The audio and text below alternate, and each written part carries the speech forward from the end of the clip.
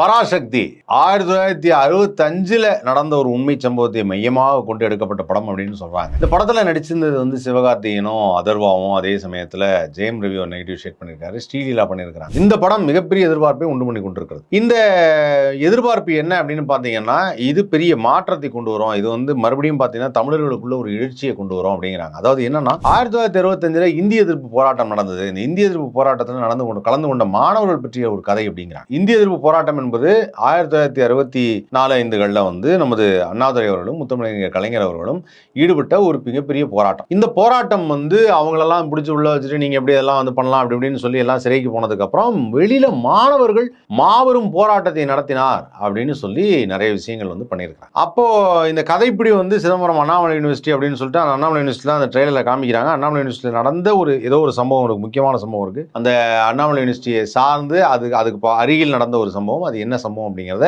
கூடிய சீக்கிரம் தெரிஞ்சுக்கலாம். பட் அரச புரசலாக நான் அந்த சமயத்தில் நடந்த சில விஷயங்களை கேள்விப்பட்ட பொழுது அது வந்து ஒரு ராஜேந்திரன் என்பவருடைய ஒரு என்கவுண்டர் அப்படின்னு சொல்றாங்க. அது எந்த அளவுக்குன்னு எனக்கு தெரியல. பட் அது என்கவுண்டர் தான், அதான் ஃபர்ஸ்ட் என்கவுண்டர் தமிழ்நாட்டில். அந்த என்கவுண்டரை இது பண்ணி தான் பேஸ் பண்ணி தான் இந்த படம் வந்து இருக்கு அப்படிங்கிறாங்க. அந்த ராஜேந்திரன் கதாபாத்திரத்தை வந்து ஆக்சுவலாக வந்து இவர் நடிச்சிருப்பாரோ, ஐ மீன் இதில் அதர்வா இறந்துடுறான்னு நினைக்கிறேன். ஸோ அதர்வா நடிச்சிருப்பாரோ அப்படிங்கிறது எனக்கு தெரியல. பட் இதெல்லாம் கதையா, இதெல்லாம் உண்மையாங்கிறதெல்லாம் எனக்கு தெரியல. ஆனால் அந்த சமயத்தில் அதில் ஒரு துப்பாக்கி சுடுற மாதிரி ஒரு காட்சி ஒன்று காமிச்சாங்க ட்ரெய்லரில். அதை வச்சு நானாக சொல்கிறேன் இதை இப்படி இருக்கலாமோ அப்படின்னு சொல்லி. ஏன்னா அது அந்த சமயத்தில் நடந்த ஒரு உண்மை சம்பவம். ஸோ அந்த மாதிரி இந்த கதையில் என்னென்னலாம் சொல்லப்பட்டுட்டு வருது, எப்படி இந்த கதையை என்ன அழகாக பண்ணியிருக்கிறாங்க சுதா கோங்கரா அவர்கள் தான் தெரியும். சுதா கோங்கரா வந்து ஆல்ரெடி இறுதி சுற்று, அதுக்கப்புறம் வந்து நமது இந்த படம் சூரரை பூற்று, இந்த மாதிரி படங்கள்லாம் நம்ம பார்த்துருப்போம். அந்த படம்லாம் ஒரு மாபெரும் வெற்றி திரைப்படம். அந்த திரைப்படத்தை தொடர்ந்து இந்த பராசக்தி அப்படிங்கிறதும் பெரிய லெவலில் பேசப்படுது. இந்த படம் வந்து இப்படி இருக்கும் அப்படின்னு சொல்லி எல்லாருமே பேசுறாங்க. இதில் நடுவில் வந்து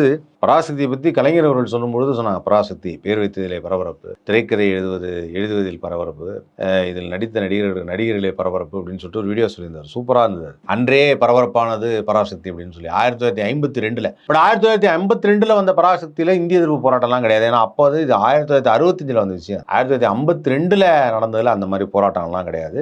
அது வேற சில கருத்துக்களை, மூடநம்பிக்கைகளை ஒழிக்கக்கூடிய ஒரு படமாக அந்த படம் வந்து அமைஞ்சிருக்கு. ஸோ இப்போ இந்த பராசக்தி படம் வந்து பார்த்தீங்கன்னா தணிக்கை குழுவில் வந்து சென்சார் போர்டில் UA சான்றிதழ் கொடுத்துட்டதா சொல்றாங்க. பட் இன்னும் அந்த முழு சர்டிஃபிகேட் வரலங்கிறாங்க. அது இன்னும் எந்த அளவுக்கு அது எங்கே போய் நிற்கிதுன்னு தெரியல. ஆனால் ஒரு சில திரையரங்குகளில் முன்பதிவு ஆரம்பிச்சிட்டாங்கன்னா சர்டிஃபிகேட் வந்துருச்சுன்னு அர்த்தம். முன்பதிவு ஆரம்பிச்சிட்டாங்க. ஆனால் ஜனநாயகன் படத்துக்கு இன்னும் முன்பதிவு ஆரம்பிக்கல, குறிப்பிடத்தக்கது. ஸோ முன்பதிவு ஆரம்பிச்சதுனால இந்த படம் கண்டிப்பாக 10ஆம் தேதி ரிலீஸ் ஆகும்ல, எந்த விதமான டவுட்டும் கிடையாது. ஸோ 10ஆம் தேதி எல்லாருமே வந்து பார்க்கறதுக்கு ஆவலோட காத்திருக்கிறாங்க. அப்படி ஆவலோட காத்திருக்கும் போது இந்த படம் ஒரு மாபெரும் வெற்றி படமாக இருக்கும் சிவகார்த்திகேயன். ஏன்னா சிவகார்த்திகேயன் வந்து உண்மை கதையை மையமாக வைத்து நடித்த படம் அமரன் படம் வந்து மிகப்பெரிய வெற்றி. அந்த அமரன் படத்துடைய வெற்றியை தொடர்ந்து அதே போன்று ஒரு உண்மை கதையில் ஒரு கதாபாத்திரமாக மாறி நடிச்சிருக்கிறார். ஆனால் இது வந்து ஒரிஜினல் கேரக்டர் எனக்கு தெரியல.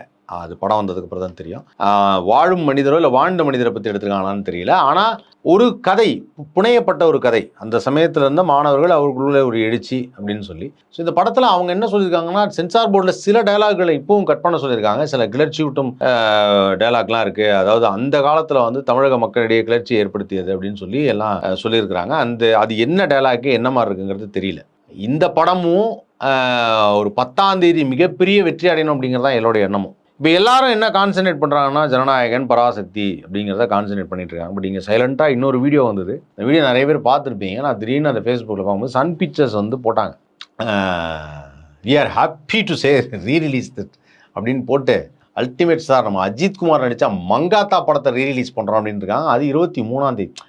23 தானே சார், பரவாயில்ல பார்த்துக்கலாம். இருந்தாலும் பொங்கல் டைம் இல்லை. நீங்கள் பொங்கல் டைமோட கலெக்ஷன் பார்த்தீங்கன்னா, பொங்கல் ஆரம்பிச்சிங்க அப்படின்னா 9ஆம் தேதியில் ஆரம்பிச்சதுலேருந்து 27 வரைக்கும் பியூர் ஜங்க்னா அவ்வளோ நாள் லீவு தொடர்ந்து ஒரு நாள் தான் நடுவில் வேலை இருக்கும். மற்ற நாட்கள்லாம் பொங்கல், காணும் பொங்கல், மாட்டு பொங்கல், அதுக்கப்புறம் வந்து திருவள்ளுவர் தினம், உடைப்பாளர், இப்படி வரிசையாக வந்துட்டே இருக்கும். ஸோ அந்த மாதிரி டைமில் வந்து இந்த 2 படங்கள் ரிலீஸ் ஆகுது அப்படின்னா, நடுவில் இவங்க வந்து அஜித்தோட படம் அப்படிங்கிறாங்க. அப்புறம் சூர்யாவோட கருப்பு படம் ரிலீஸ் ஆகுது. அதுக்கப்புறம் வந்து வாவா தெரியுது. இப்படி எல்லா படமும் வந்து அந்த ஜங்க்ல வரப்போகுது. யாரெல்லாம் வந்து இதில் மிகப்பெரிய வெற்றி அடைய போகிறாங்கன்னு தெரியல.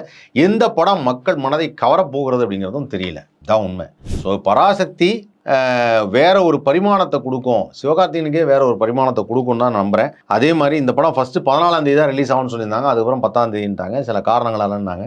சில காரணங்களாலனா சரி ஓகே. ஆனால் தான் சொன்னல, 14 அப்படின்னு சொல்லும்போது எகெயின் அது வந்து 10, 11, 12, 13, 14 அப்படிங்கிறது ஒரு பொங்கல் டைம். ஒரு பொங்கல் டைமில் உங்களுக்கு முத நாள் அப்படின்னு. பட் இவங்க என்ன சொல்கிறாங்க அப்படின்னா, இதை 10ஆம் தேதி ரிலீஸ் பண்ணுறது. சனிக்கிழமை எனக்கு தெரிஞ்சு எந்த படமும் ரிலீஸ் ஆனது கிடையாது. பட் இந்த படத்தை தைரியமாக சனிக்கிழமை பண்ணுறாங்க. ஏனென்றால் அது பராசக்தி. சென்டிமெண்ட்லாம் அந்த காலத்திலே கிடையாது. ஸோ இந்த படத்துக்கும் கிடையாது, பராசக்திக்கும் அது கிடையாது, சென்டிமெண்ட்லாம் கிடையாது. அது என்ன வெள்ளிக்கிழமை தான் ரிலீஸ் ஆகணும், சனிக்கிழமை ரிலீஸ் ஆகணும் என்ன அப்படின்வாங்களா அந்த மாதிரி. ஸோ அதனால் வந்து பார்ப்போம் என்ன நடக்க போகுது அப்படிங்கிறத பார்ப்போம். பட் இருந்தாலும் இந்த படத்தில் ஏகப்பட்ட நட்சத்திரங்கள் நடிச்சிருக்கிறாங்க. ஸோ இந்த அதர்வா, ஜெயம் ரவி, ஸ்ரீலீலா, அதுக்கப்புறம் சிவகார்த்திகேயன், இந்த மாதிரி நான் பல நட்சத்திரங்கள் நடித்த திரைப்படம். அதே மாதிரி இவங்க 2 பேரும் நேருக்கு நேர் மோத போகிறாங்களா அப்படிங்கிறது மிகப்பெரிய வரலாறு. ஏன்னா அந்த சமயத்தை ஜனநாயகன் வந்து என்னுடைய கடைசி படம், நான் அரசியலுக்கு போகிறதுக்கு முன்னாடி அப்படின்னு சொல்லி அவர் சொல்லியிருக்காரு. ஸோ அதுவும் இந்த பராசக்தியும் வரும்போது நேருக்கு நேர் மோதுகிறார்களா விஜயும் சிவகார்த்திகேயனும் அப்படின்னு சொல்லி நெட்டிசன்கள்லாம் நிறைய பேர் வந்து கேள்வி கேட்டிருக்காங்க. நேருக்கு நேர் மோதுறாங்க. அது இருந்தாலுமே நான் இப்பவும் அதான் சொல்லுவேன், ஜனநாயகன் ஒரு தனிப்படம், பராசக்தி ஒரு தனிப்படம். இதையும் கம்பேர் பண்ண முடியாது. Jananayagan is political satire, Parasakthi is a true story. ஒரு ட்ரூ ஸ்டோரியிலேருந்து இன்ஸ்பயர் எடுக்கப்பட்ட படம். இது ரெண்டும் வெவ்வேறு. அதனால் இது ரெண்டுத்தையும் கம்பேர் பண்ணாதீங்க. ரெண்டும் மிகப்பெரிய வெற்றி அடையும் அப்படின்னு தான் நினைக்கிறேன். காரணம் அது விஜயுடைய லாஸ்ட் படம் அப்படிங்கிறனால எல்லாரும் பார்க்கணும்னு நினைப்பாங்க. பராசக்தி வந்து அமரன் மாதிரி ஒரு ஒரிஜினல் ஸ்டோரியில் நடிச்சிருக்காரு சிவகார்த்திகேயன் அப்படிங்கிறனால எல்லாரும் பார்க்கணும்னு நினைப்பாங்க. ஸோ கண்டிப்பாக இந்த இரு படங்களும் மிகப்பெரிய லெவலில் வெற்றி அடையும் தான் நினைக்கிறேன்.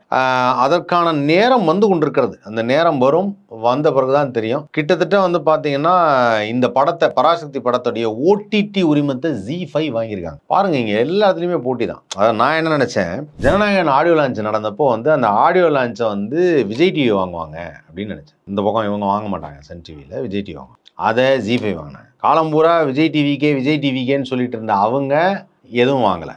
இப்போ பராசக்தி படத்தை வந்து சன் பிக்சர்ஸ் இந்த பக்கம் வாங்குவாங்க, சன் பிக்சர்ஸே இல்லை சன் நெக்ஸ்டில் போடுவாங்க பராசக்தி அப்படின்னா சரி, ஓடிடினா கூட அமேசான் பிரைமில் இது மாதிரி போனால் இப்போ இவங்களும் என்ன பண்ணும், ZEE5.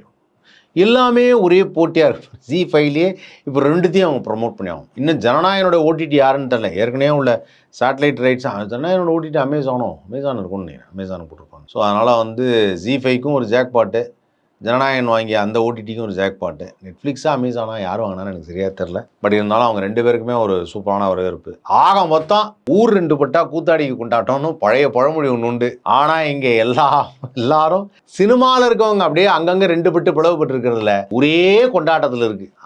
நீ வரியா யார் வந்தாலும் சரி, நாங்கள் செமையாக என்ஜாய் பண்ணுவோம். ஆக மொத்தம் இந்த பொங்கல் சரியான பொங்கல். சும்மா பாட்டே கிளப்போம். எல்லாருமே அவங்கவுங்களுக்கு பிடிச்ச ஹீரோக்களை படத்தை பார்த்து அந்த ரசிகர்கள்லாம் கொண்டாட போறாங்க. எல்லா ரசிகர்களுக்கும் மிகப்பெரிய ட்ரீட் தான் இந்த பொங்கல். ஓகே, பாருங்க, விவசாயிகளை கொண்டாடணும், அதை மறந்துடாதீங்க. விவசாயிகளை கொண்டாடிட்டு அவங்கள வணங்கிட்டு உங்களால முடிஞ்ச உதவியை அவங்களுக்கு செஞ்சுட்டு இந்த திரைப்படங்கள்லாம் பார்த்து கொண்டாடுங்க. என்ன நான் சொல்றது.